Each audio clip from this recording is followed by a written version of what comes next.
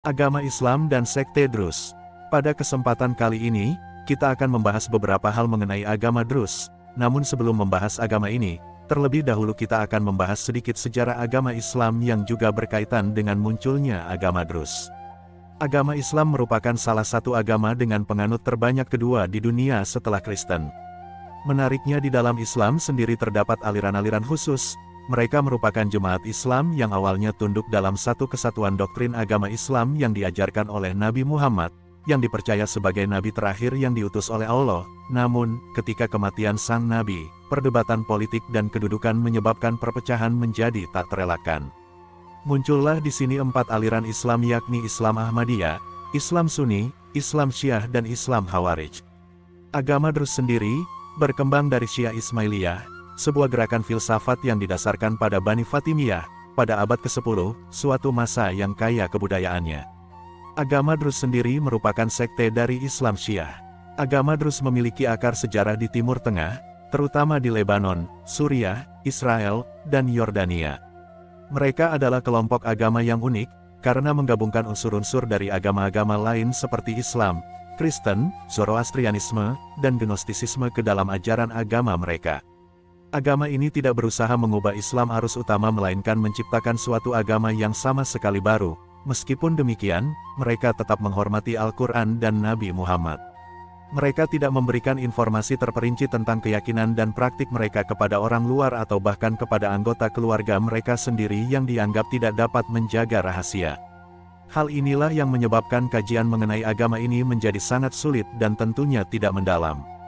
Beberapa hal umum yang penting diketahui dari agama ini adalah, mereka sangat menghargai pendidikan dan pengetahuan, mereka juga tidak memiliki tempat ibadah umum seperti masjid atau gereja.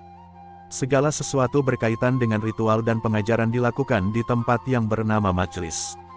Druze juga memiliki struktur sosial dan keagamaan yang tertutup dan eksklusif, di mana hanya orang-orang yang lahir dalam komunitas Druze atau yang menerima inisiasi resmi yang dapat menjadi anggota penuh. Hal inilah juga yang menyebabkan pemimpin agama Druze menolak adanya pernikahan beda agama. Agama Druze juga memiliki keyakinan bahwa Allah itu adalah satu. Kitab suci agama Druze adalah Rasail Al-Hikmah atau kitab-kitab kebijaksanaan yang sekaligus menjadi sumber hukum dasar agama Druze.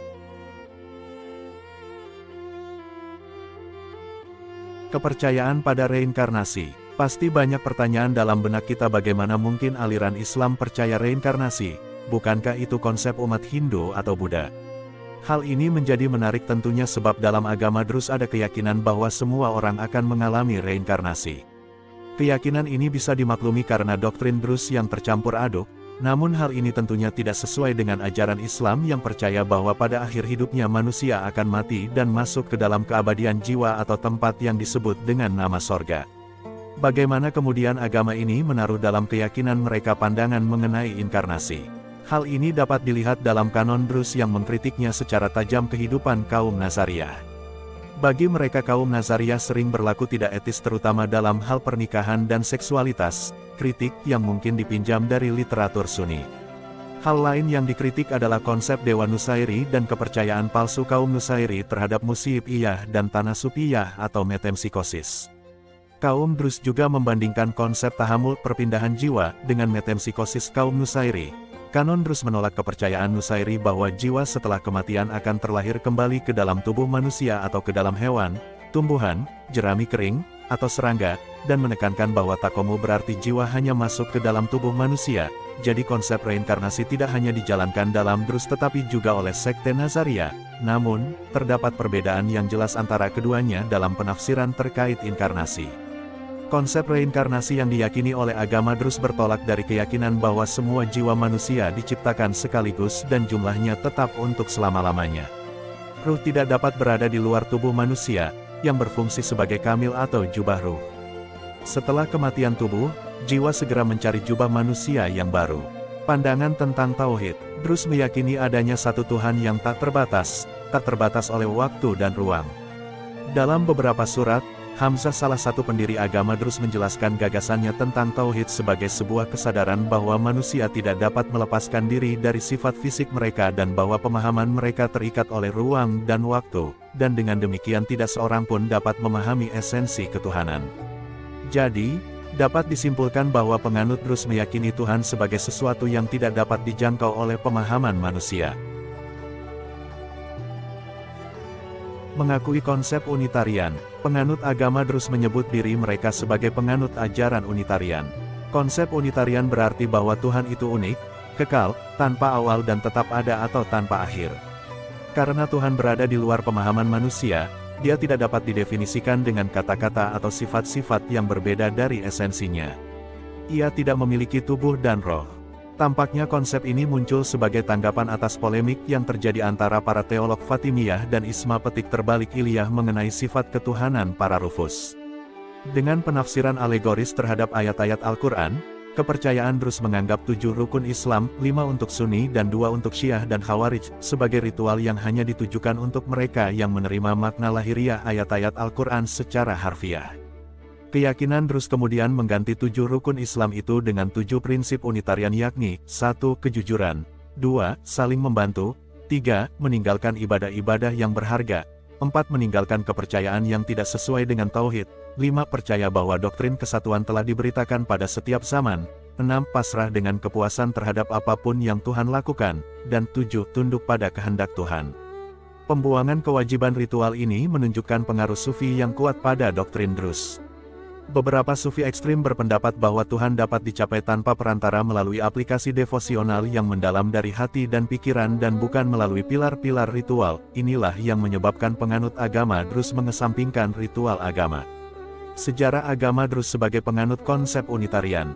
Penganiayaan terhadap kaum Unitarian selama periode sekitar tahun 408 sampai 435 Masehi dan 1017 sampai 1043 Masehi, menumbuhkan solidaritas yang kuat di antara mereka yang terbukti menjadi katalisator bagi pembentukan komunitas Druze sebagai minoritas di Timur Tengah. Dalam kanon Druze terutama dalam surat-surat yang ditujukan kepada mereka yang mengalami penganiayaan dapat diketahui bahwa para pengikut pertama doktrin ini terikat oleh rasa solidaritas. Informasi mengenai agama Druze dapat ditemukan dalam buku Al-Arafani. Buku ini memberikan informasi rinci tentang sejarah awal komunitas yang tidak diketahui oleh banyak orang Druze sampai pada masanya. Pentingnya buku ini berasal dari referensi-referensi buku dan esai Druze yang telah ada pada masanya namun telah menghilang. Al-Arafani membawa informasi langka tentang pemukiman Druze pertama di banyak bagian Suriah, Lebanon dan Palestina dan tentang desa-desa yang ditinggalkan karena migrasi yang terus-menerus. Dia juga menggambarkan secara rinci penganiayaan yang dilakukan terhadap kaum Druze selama periode Al-Dawa.